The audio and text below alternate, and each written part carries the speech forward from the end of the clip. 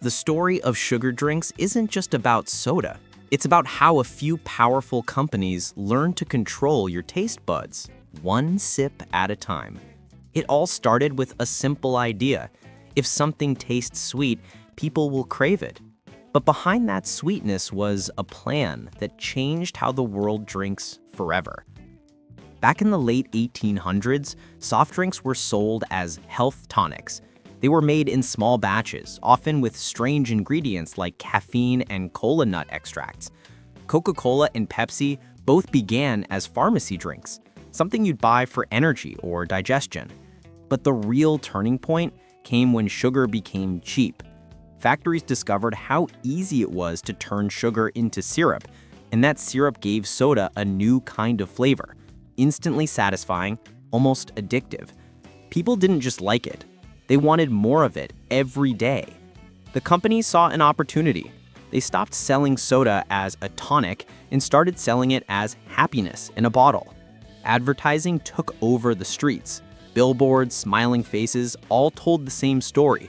Open a Coke, open happiness. It wasn't just a drink anymore. It was a feeling. And when something becomes emotional, it becomes powerful. The food industry didn't just rely on marketing. They turned to science. Researchers funded by soda companies began studying what sugar does to the brain. They learned that sweet drinks trigger the same pleasure centers that light up when people experience joy or excitement. Every gulp sent a rush of dopamine, a quick burst of happiness followed by a drop that made you want another sip. It was the perfect loop. You drink, you feel good, then you crave that feeling again. Companies began tweaking their recipes to hit that bliss point, the exact level of sweetness that keeps you hooked without making you sick of it. They even tested flavors with carbonation to find what kept people drinking longer. This wasn't an accident.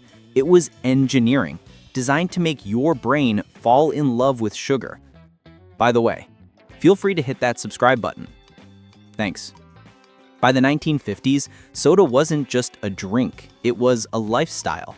Commercials showed athletes, celebrities, even an entire family celebrating with sugary drinks.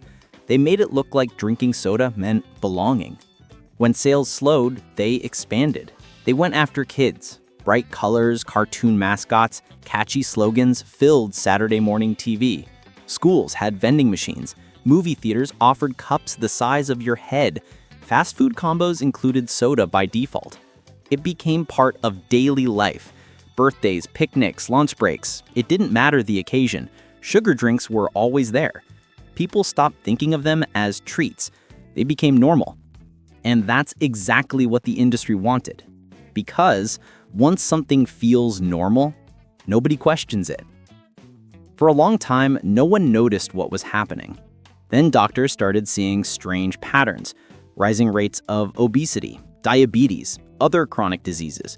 People were drinking more calories than they ate, often without paying much attention. Soda companies fought back. They funded studies that blamed fat instead of sugar. They paid scientists to downplay the risks. The truth was simple but dangerous to their profits. Soda drinks were hurting people.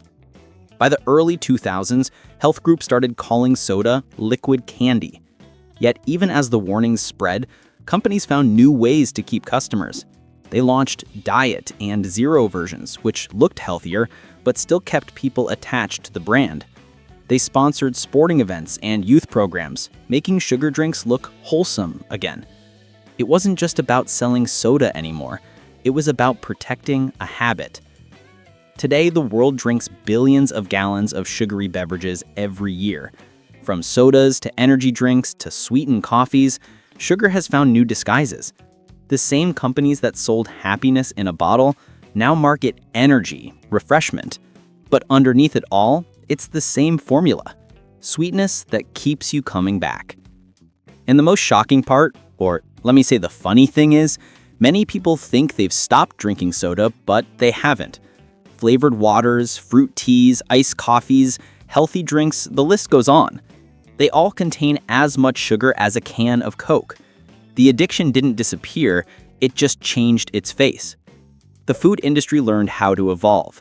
They hooked a generation on sweetness, then rebranded it to fit modern health trends.